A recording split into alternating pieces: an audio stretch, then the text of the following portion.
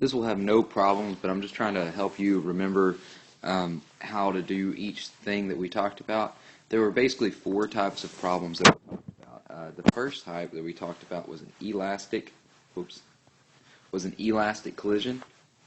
And an elastic collision, if you'll remember, is where the objects come at each other, and then after they hit, they bounce away from each other, so they do not stick together. And in a situation like this, the final problem will look like this. So like when you set it up, you'll do your momentum initial equals momentum final, and you'll take the momentum of each individual object, all right, and add it together on each side. So it should end up looking like, if it's an elastic collision, it should look like this: m1 v1i plus m2 v2i equals m1 v1f plus m2 v2f. Okay, so if it's an elastic collision, all of this stuff is what you need. Now sometimes one or another of the velocities may be zero, so they're like, this might be a zero or this might be a zero, but you still would write it out like this and then it would just go away. So anyway, that's an elastic collision. An inelastic collision was where, not inelastic.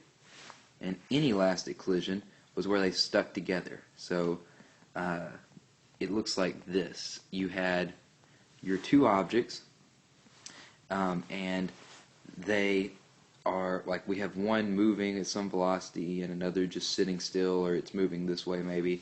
It doesn't really matter. But the point is in the end, they're stuck together and moving in some direction together.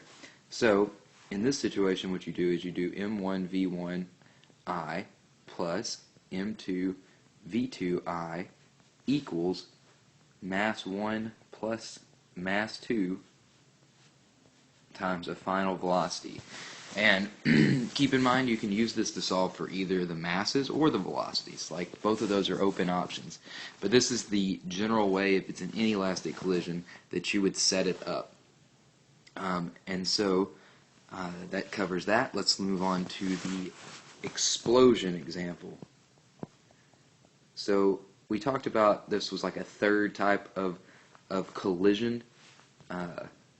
That's not really a collision, it's just something that I'm using because it comes up quite frequently and it confuses people if they try to fit it into inelastic or elastic. So the explosion collision is any time you have two objects together initially, and then in the end they are separated. In the end they're separated. So, and usually they will go either object 1 will be going backwards or it will have slowed down, and object 2 will be going forwards. And so the way you set this up is you do m1 plus m2 vi equals m1 v1f plus m2 v2f.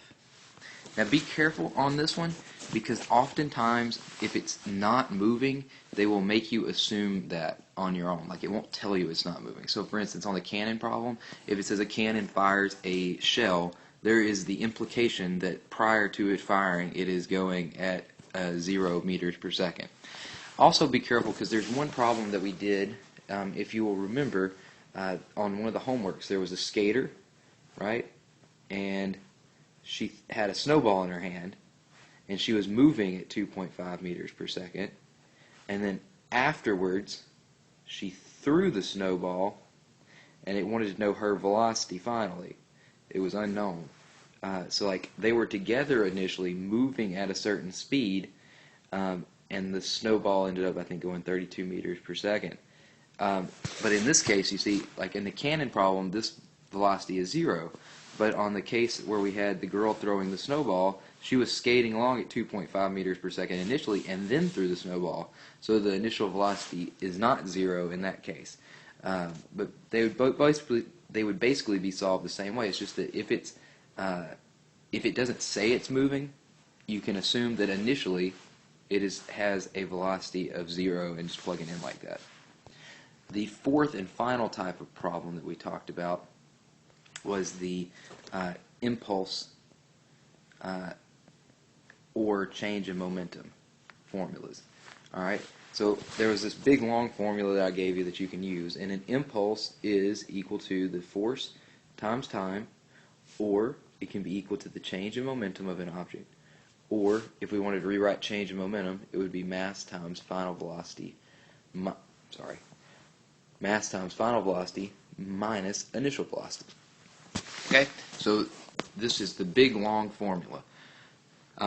If it asks you for change in momentum, you can either do this or this, depending on which what information you have available to you. Oftentimes, if it asks you a sign that you're going to need to do this formula, is if there is a force or a time involved.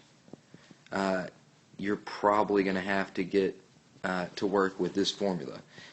So anytime those two things are involved, this is the only formula available. This is the impulse formula. So I hope all this helps. I don't know if you needed this or not, but I figured it was worth going over one last time before your test. All right? Hope y'all have a good day, and good luck on your test.